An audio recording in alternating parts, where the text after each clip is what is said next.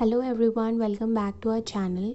सो frequency distribution का दूसरा type है कंटिन्यूअस। तो कंटिन्यूअस का मतलब क्या होता है? कंटिन्यूअस मतलब होता है कि जैसा कि आप लोग इस डायग्राम में देख सकते हैं कि यहाँ पे एक्स वेरिएबल है और यहाँ पे वाई वेरिएबल है। तो ये जो एक्स वेरिएबल है, अगर कोई भी फंक्शन का पॉइंट यहाँ से स्टार्ट होता है तो वो अगर यहाँ से लेके x2 तक जा रहा है, किसी भी तरीके से, ऐसे भी जा सकता है, ऐसे भी जा सकता है, किसी भी तरीके से जा सकता है, तो वो बीच में उसके कोई गैप नहीं है। That's more important. आप इन शॉर्ट बोल सकते हैं कि कंटिन्यूटी मेंटेन करना। ठीक है, that's really important in this topic, जहाँ पे हम लोग देखेंगे कि जो वेरिएबल्स है, जो डेटा है, वो एक्चुअली बहुत वाइड रेंज में डिस्ट्रीब्यूटेड है। जैसे कि अगर बहुत ज़्यादा ऑब्जर्वेशन कवर करेगा वो, तो हम लोग उसको क्लास इंटरवल्स में डिवाइड करेंगे। जैसे कि आप लोग यहाँ पे एग्जांपल में देख सकते हैं कि कोई भी सिटी का टेम्परेचर अगर हम लोग 50 दिनों का ले, तो हम लोग यहाँ पे क्लास इंटरवल में डिवाइड करके रखें कि कितना टेम्परेचर कितने दिन आ रहा है। तो यहाँ पे 17 to 20 आ रहा है टेम्परेचर 17 दिनों में, एंड ऐसे करके you can see the other temperatures as well. तो यहाँ पे जब हम लोग क्लास इंटरवल बनाते हैं तो हम लोगों को किन किन चीज़ों का ध्यान रखना पड़ता है। पहला होता है non overlapping. Why non overlapping? Because हम लोग को इस बात का ध्यान रखना है कि कोई भी टेम्परेचर जो है वो डिफरेंट क्लासेस में ना आए। जैसे कि यहाँ पे आप देख सकते हैं कि 17 से लेकर 20 तक जो भी टेम्परेचर आ रहा है, सपोज़ 18-19 डिग्री हो गया, वो सब फर्स्ट क्लास में आएगा, और यही जो टेम्परेचर ये दूसरे क्लासेस में ना आए, उसको हम लोग म्यूचुअली एक्सक्लूसिव भी बोल सकते हैं। सेकेंड है, they should cover the entire data. Like जितने भी टेम्परेचर्स है वो पूरा डेटा को कवर करना चाहिए। And third most important point is equal class width. Class width क्या होता है? क्लास विड्थ होता है जो लोअर लिमिट है। यहाँ पे लोअर लिमिट क्या है? 17 और 20 के बीच का डिफरेंस विच इज़ 3। यहाँ पे फर्स्ट क्लास में क्लास विड्थ है 3, सेकेंड में भी 3 है, एंड सारे क्लासेस में आप देखेंगे कि क्लास विड्थ जो है वो 3 है। नाउ क्लास इंटरवल बनाने का दो मेथड होता है। First is inclusive method, which is you can C example है 10 to 19, 20 to 29, 30 to 39। तो यहाँ पे क्या हो रहा है कि जो लोअर लिमिट है एंड जो अपर लिमिट है दोनों ही डिस्टिंक्ट है, मतलब कि वो बाकी सारे क्लासेस में नहीं पाए जाएंगे।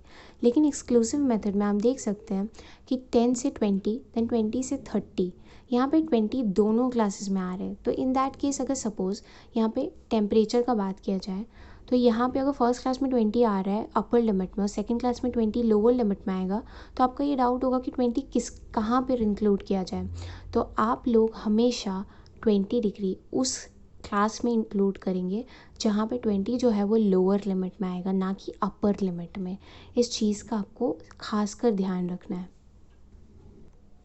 क्लास लिमिट, जिसको हम लोग एपरेंट लिमिट्स भी बोलते हैं। एपरेंट लिमिट्स क्यों बोलते हैं? क्योंकि ये रियल लिमिट्स होता ही नहीं है। जैसे कि एग्जांपल में ले सकते हैं कि जो लोवेस्ट टेम्परेचर है किसी सिटी का वो 16.5 है, तो उसको हम लोग किस क्लास में इंक्लूड करेंगे? उसको हम लोग फर्स्ट क्लास में इंक्लूड करेंगे। बिल्कुल वैसे 20.5 अगर आएगा तो उसको सेकेंड क्लास में इंक्लूड करेंगे। लेकिन आप लोग देख सकते हैं कि दोनों ही अपर लिमिट और लोअर लिमिट जो है इंटरवल का, उसमें ना 16.5 है ना 20.5 है। इसीलिए हम लोगों का जो टैबुलर प्रेजेंटेशन है वो थोड़ा सा इनएप्रोप्रिएट माना जाता है। इसीलिए we will move forward to class boundary. Class boundary में हम लोग क्या करते हैं? हम लोग ये जो दूसरे क्लास का लोअर लिमिट है और फर्स्ट जो इसकी प्रीसीडिंग क्लास है उसका जो अपर लिमिट है उसको सब्सट्रैक्ट करेंगे। तो 21 माइनस 20 करेंगे तो which is equals to 1 divided by 2, that is 0.5। तो हम लोग क्या करेंगे? इस 0.5 को इससे सब्सट्रैक्ट करेंगे और इसमें ऐड करेंगे, ये सारे क्लासेस में करेंगे, then we will get the class boundary of this. ठीक है, तो इससे क्या होता है? इससे मोर एप्रोप्रिएट इन्फॉर्मेशन निकल के आता है और इसको ट्रू लिमिट्स भी बोलते हैं। इसीलिए सारे क्वेश्चंस में आप लोगों को ये मैंडेटरी है कि आप लोगों को क्लास बाउंड्री निकालना ही पड़ेगा। उसके बाद का टर्म है क्लास मार्क। क्लास मार्क को हम लोग बोल सकते हैं एवरेज। तो एवरेज में क्या करना होता है? हम लोग को किसी भी क्लास का लोअर लिमिट प्लस अपर, ये बाउंड्री है सॉरी, ये lower class boundary and upper class boundary plus divided by 2, आप लिमिट से भी इसका निकाल सकते हैं। नेक्स्ट टर्म क्लास विड्थ है, जिसमें कि हम लोग obviously class boundary, lower class boundary और अपर क्लास बाउंड्री का डिफरेंस निकालते हैं। बहुत सारे केसेस में ऐसा भी होता है कि हम लोगों को रेंजेस गिवन होते हैं एंड हम लोगों को नंबर ऑफ़ क्लासेस भी दे दिए जाते हैं, तो हम लोग इस फॉर्मूला के थ्रू क्लास विड्थ निकाल सकते हैं। सेकेंड टर्म है फ्रीक्वेंसी डेंसिटी। फ्रीक्वेंसी डेंसिटी का फॉर्मूला पुट करके आप लोगों को फ्रीक्वेंसी डेंसिटी तो मिल जाएगा, बट आप लोगों को ज़रूरी है कि इसका इंपॉर्टेंस भी आप लोगों को पता हो। तो ये हम लोग कब यूज़ करते हैं, जब हम लोगों को जानना हो कि फ्रीक्वेंसी जो है बाकी सारे क्लासेस में कैसे डिवाइडेड है, उसका कॉन्सेंट्रेशन कहाँ पे है। जैसे कि यहाँ पे हम एग्जांपल लेते हैं कि फ्रीक्वेंसी अगर हम लोग ऐसे वेग तौर पे देखें तो सबसे ज़्यादा फर्स्ट क्लास में है, देन फिर वो थर्ड क्लास में है एंड फिर ऐसे ही करके वो डिवाइडेड है। तो सबसे ज़्यादा कॉन्सेंट्रेटेड वो कहाँ है, फर्स्ट क्लास में। फिर सेकंड कॉन्सेंट्रेशन सबसे ज़्यादा कहाँ है, थर्ड क्लास में। तो फ्रीक्वेंसी डेंसिटी से हम लोगों को डेसिमल में वैल्यू मिलेगा, जिससे कि कंपैरिजन और ज़्यादा इजी हो जाएगा। इस एग्जांपल में मैंने बहुत ज़्यादा ही स्मॉल एग्जांपल लिया ताकि आप लोगों को समझने में आसानी हो, लेकिन बड़े बड़े एग्जांपल्स में आप लोगों को फ्रीक्वेंसी डेंसिटी का यूज़ आ सकता है।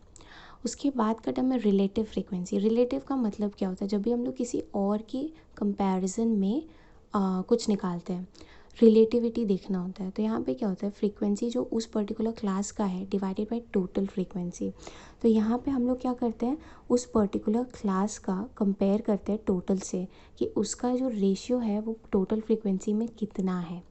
और अगर हम लोगों को परसेंट फ्रीक्वेंसी निकालना होता है तो उसमें हम लोग ऑब्वियसली इंटू 100 कर देंगे, तो हम लोग को परसेंटेज फॉर्म में पता चल जाएगा कि वो जो क्लास फ्रीक्वेंसी है वो टोटल फ्रीक्वेंसी का कितना भाग है।